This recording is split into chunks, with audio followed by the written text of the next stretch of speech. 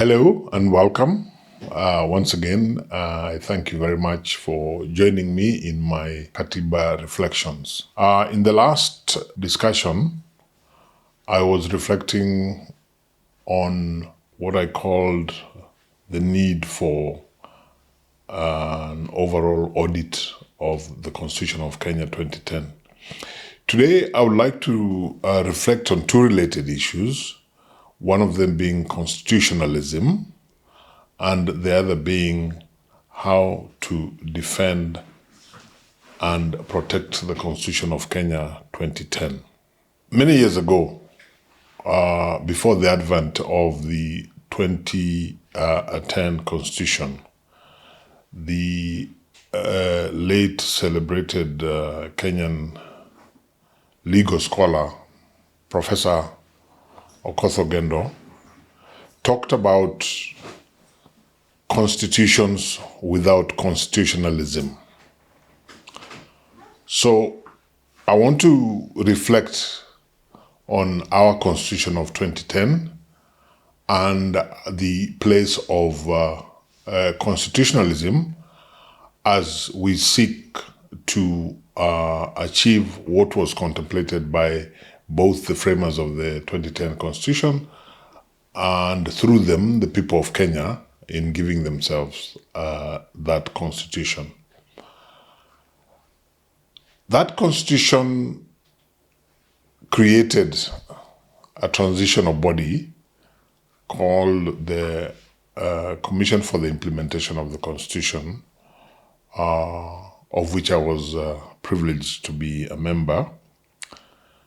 The Commission for the Implementation of the Constitution, in its end-term report, while acknowledging much that had been achieved in the 5-year implementation period, especially in terms of legislation designed to implement that Constitution, acknowledged that one area where we as a country had not been able to make much progress, and it's a fundamental area, and therefore I think it's important that we reflect on it and ask ourselves how we can remedy that situation.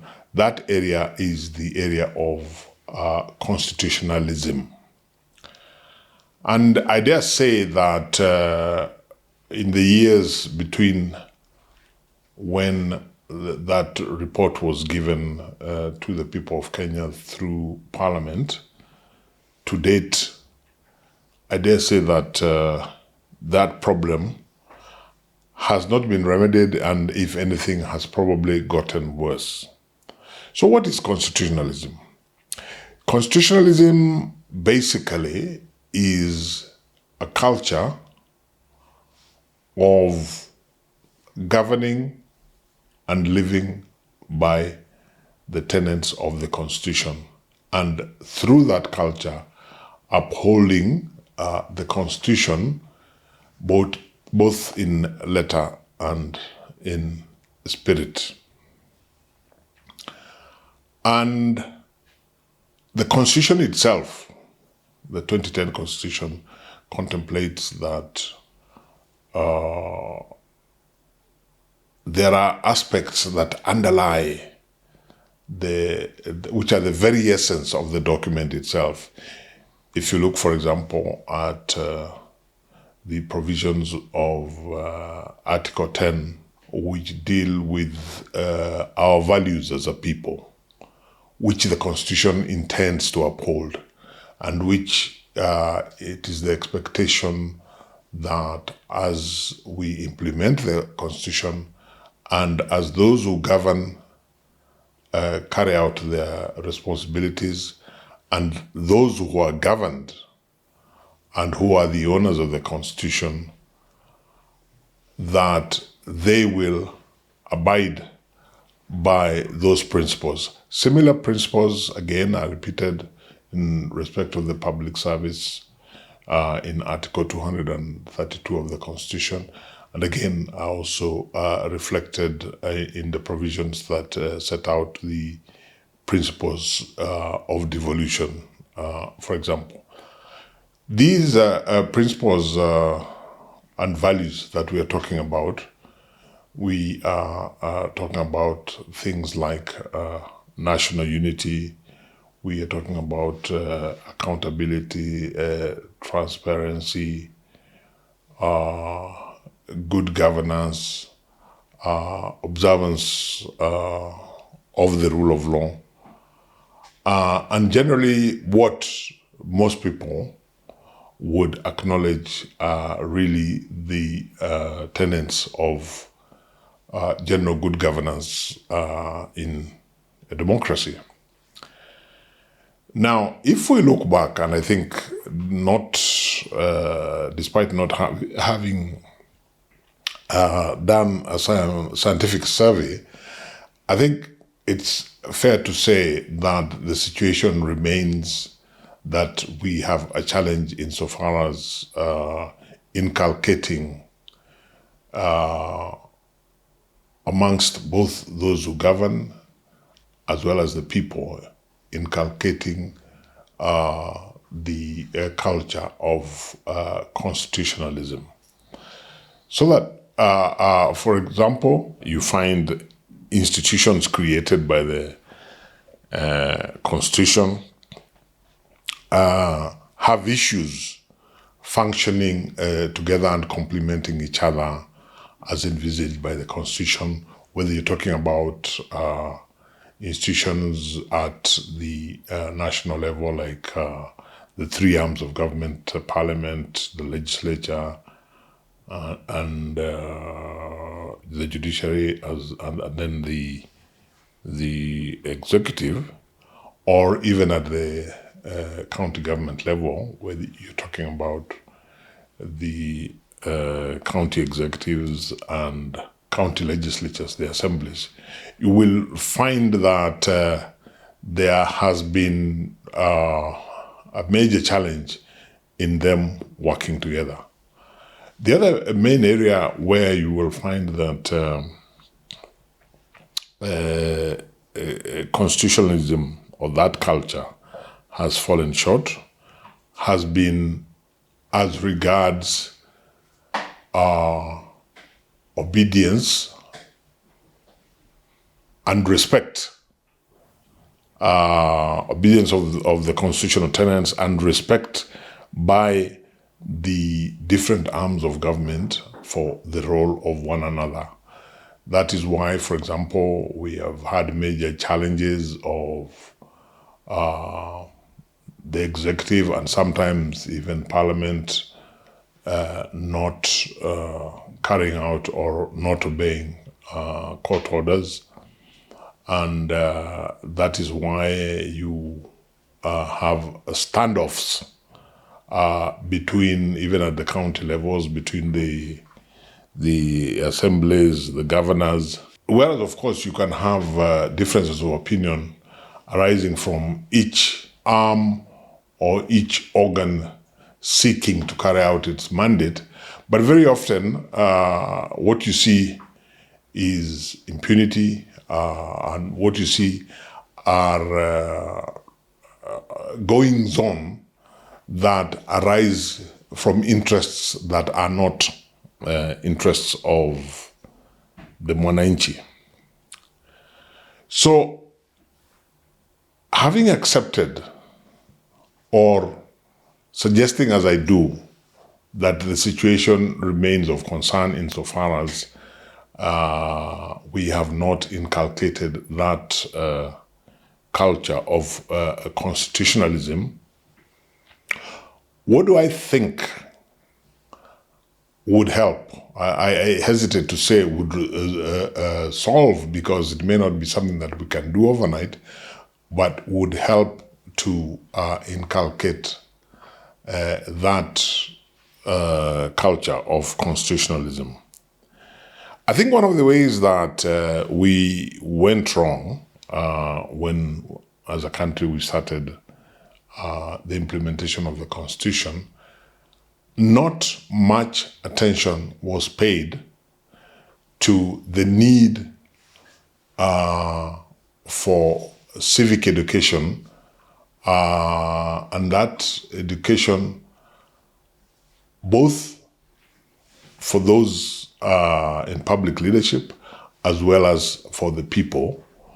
The people, it being important that they need to understand their constitution so that they can call out their leaders, or they can call out those who have been given responsibilities when they deviate from, or when they do things that deviate from the letter and spirit of the Constitution, or fail to do things that are required of them for purposes of delivering on their mandate within the Constitution.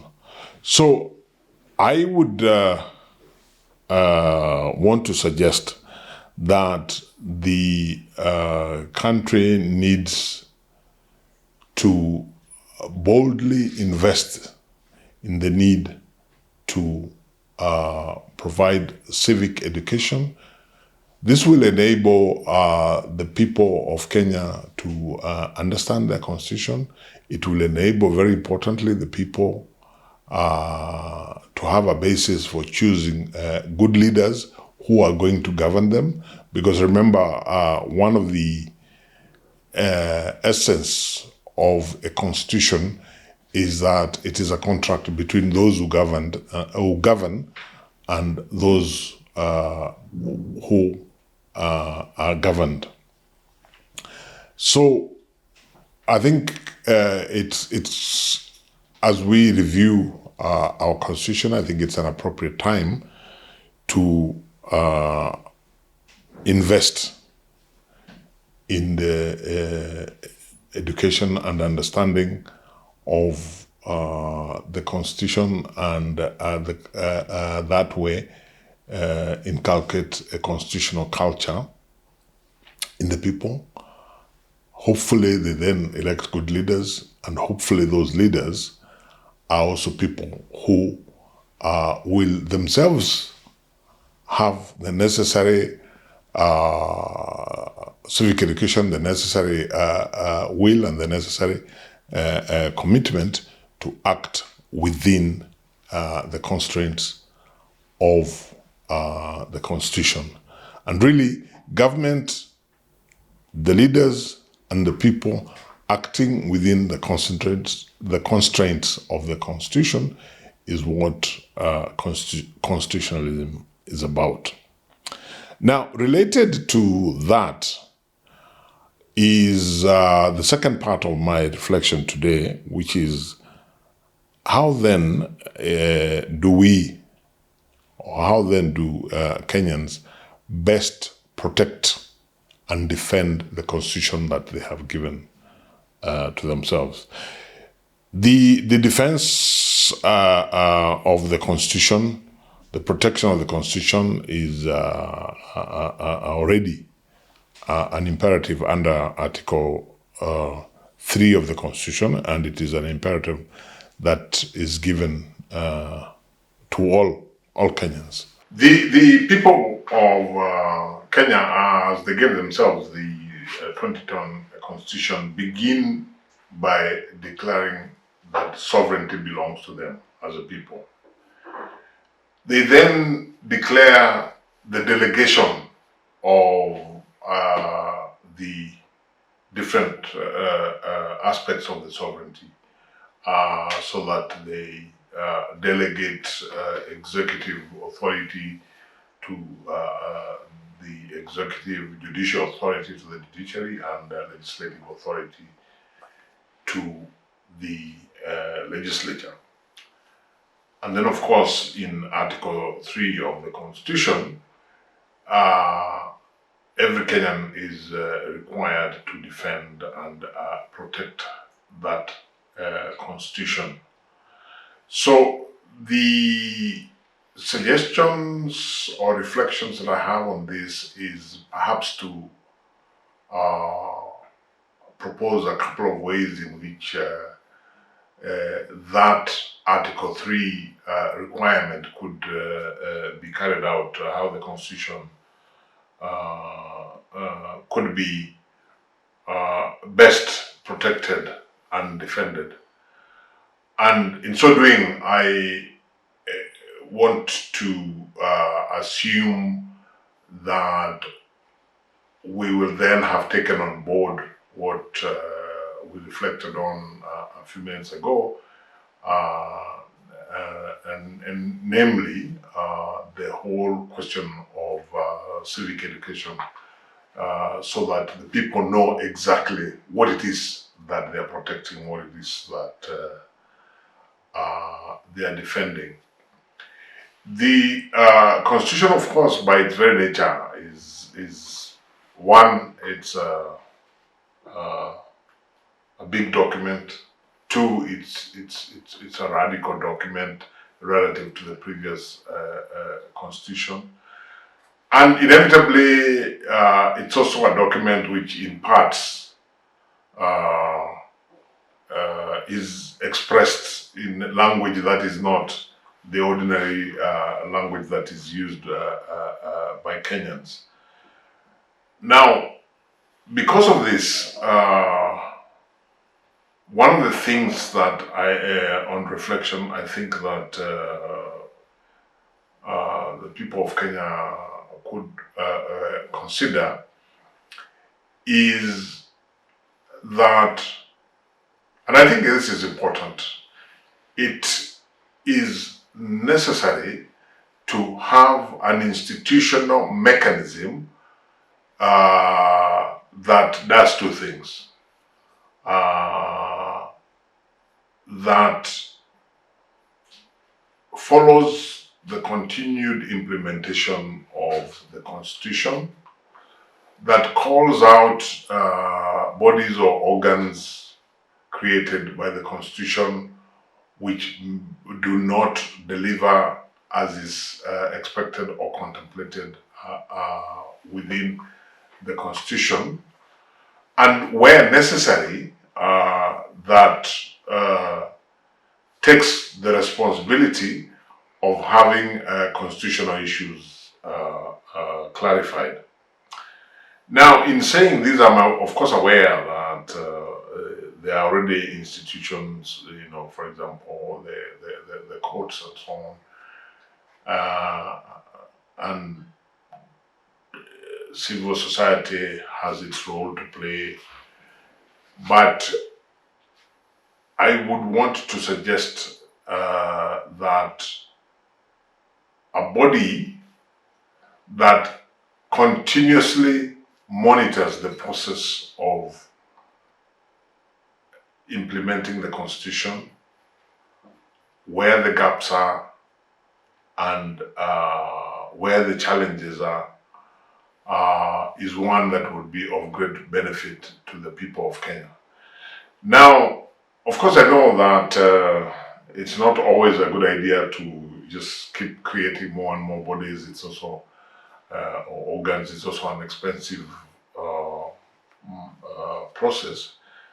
But I think to the country in the long run, it will be more expensive if we do not safeguard the Constitution. So I would want, in my reflection, to suggest that having an organ, even if it is one individual, some kind of maybe constitutional commission office with the appropriate staff, so that the Constitution is continuously monitored, it's continuously evaluated, and where necessary, there is a basis for looking to those who are already charged with the responsibility of interpreting the Constitution, namely the courts, looking to them and presenting to them what it is that needs to be interpreted, so that when it is interpreted, it's basically the law. For example, I would want to see the expanded use of advisory opinions by the Supreme Court of Kenya, so that you don't have to wait until there is a clash of views before you have the constitution and the law around it being authoritatively interpreted by the Supreme Court. And I think that would go a long way if it is done together with the evaluating the progress of inculcating the culture of constitutionalism that I talked about. Now, the organs that already exist with certain constitutional responsibilities, I think, have a role to play, and especially in terms of being an intermediary between the people of Kenya as within themselves. And to this end, if we had an organ such as the one that I have talked about, this organ could be required by the Constitution to present a detailed report to Parliament, say once a year. Parliament could discuss that on behalf of the people and disseminate those discussions of Parliament, so that you then have a continuous public participation, so that we are able to protect our Constitution. We are able to pick out as and when it is necessary to do any amendments, and in the whole process, we will have kept a continuous appraisal for the benefit of the people of Kenya. So, in conclusion on my reflections today, I want to suggest that as a nation, we will do well once we have audited the Constitution, once we have put in place any amendments that we think are appropriate at this stage, that going forward, we focus on the two things that I have reflected on today. One, how to inculcate a culture of constitutionalism, both amongst the people themselves and amongst those who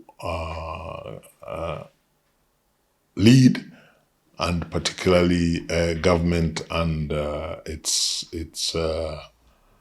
officials. And at the same time, establish a formal process that focuses on monitoring and evaluating the progress of the Constitution, its continued implementation, the extent to which it is serving the people in the purpose for which they gave themselves that Constitution. And that way, I would suggest that we may not be able, or we may not be forced to reach a situation such as we are at now, where we seem to need to pause, take a step back, and audit and review the Constitution. Reason being, this will be a continuous process, and in all this, there must be a mechanism for the people to continue to participate, because after all, it's their constitution. So I thank you very much, and we will continue to discuss other aspects of the constitution in our Katiba reflections. Thank you.